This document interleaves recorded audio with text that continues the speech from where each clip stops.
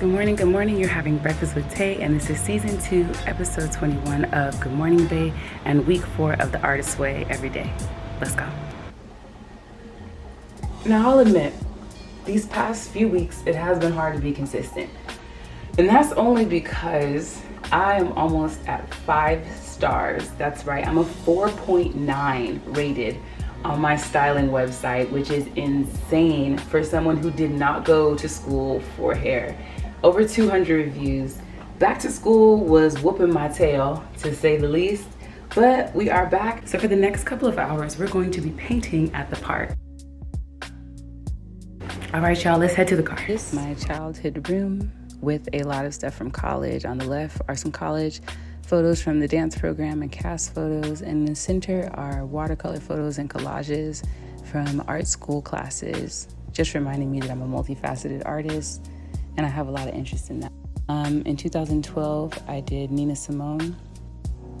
And I think this showed me the biggest difference between my understanding of scale, color, saturation with watercolors, and just the improvement of this overall is really remarkable. So I started to kind of take it more seriously when I painted. The went by this. It actually is my old username, but Young, Gifted, and Black. There's a quote that says, when you're young, gifted, and Black, your soul's intact. And then there's a picture of Nina Simone there as an apple tree with a snake wrapped around her shoulders, winding around the backside of her neck, and then swooping over the top of her head. And this is my latest work. It is a baby astronaut being launched off into space by a woman living inside of the top of her own head or self. It symbolizes a lot, but there's progress on that on my IG. So this is the park that we went to. It's a gorgeous park in Anaheim, and it's also a combination library on one side and a school on the other. I went ahead and found a tree I wanted to paint, so here's the outline of it. And on my supplies, I took a reference photo, so I'd love to finish this painting eventually, definitely. But just trying to capture specifically my perspective of how the light comes through them, and then also to try to match the colors as well as the shape of each leaf. I'm a very patient artist, so it took me a while to really get the detail that I wanted. Here's the wash on the background of it, and as I started to add more detail to the branches, you can see how it's filling into the drawing there. This is with more detail as I add shadows. It's taken a lot for me to take painting seriously, so I always try to give it as much time as possible because I don't want to look cartoony, so I try to maintain definitely that three-dimensional eye of knowing the depth and the height of things and their placement as well, as visually representing why I want things this way and why I see them this way and where things are kind of placed in my mind. Immediately as soon as I picked this, I regretted having something so detailed, but it's just nice to carve out the time to make time for your artist self and to just nourish that relationship and acknowledge that this is an important part of your walk and you need to weave it into your life so that you're happy. You chose this for a reason.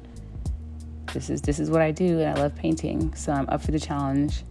I also look forward to taking more color theory classes and learning how these colors blend together, because a lot of it is done definitely by eye and just by trial and error. So as you can imagine, it's hard to get quality control when you're not necessarily using exact formulas for how you achieve your colors.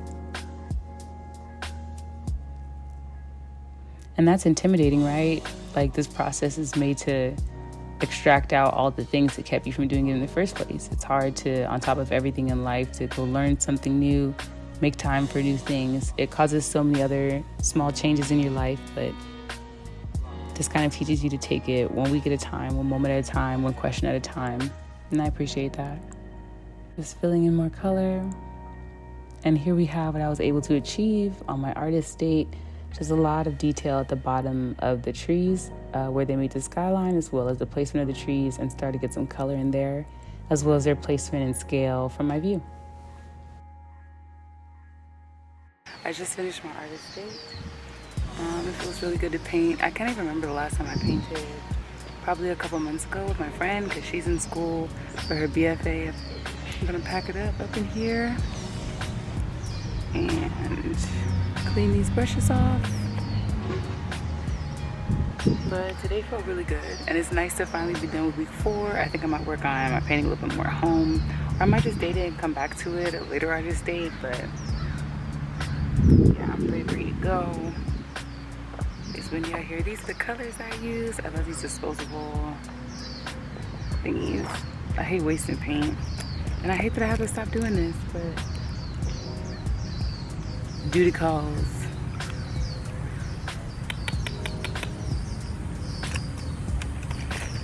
I think for this week, what was the biggest takeaway this week?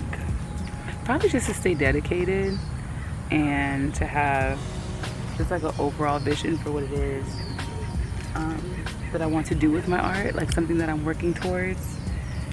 And yeah, to keep myself accountable with these videos, to actually spending the time and doing the time.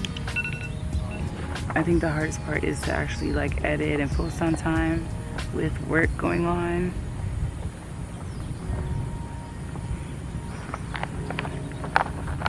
So just making more of a concentrated effort to be there for that. Also, I've been on Tumblr Live a lot lately. So if y'all get on Tumblr Live, let me know, because I'd be on Tumblr Live. Should we paint? Should we have a paint sip on Tumblr Live? Is this what this means? I think that's what that means. I'm excited for week 5. Oh my god, I got paint all over my hands. I'm excited for week 5. I'm excited to see what week 5 holds in terms of my activities and my check-ins. I want to make more time to paint. Even though I don't have time, I think I'm just gonna create some time to spend with my outlines and with my notes, so that I'm conscious as I go through this whole process. It's weird.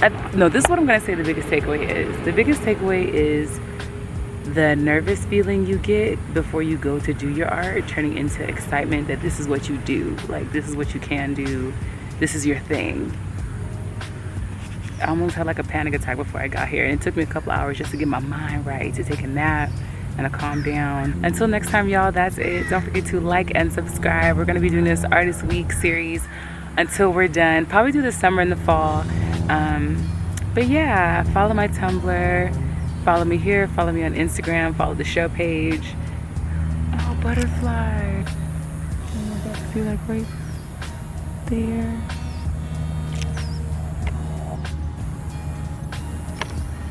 Until next time, don't forget to like and subscribe, and I'll see you all next week for week 5. Bye.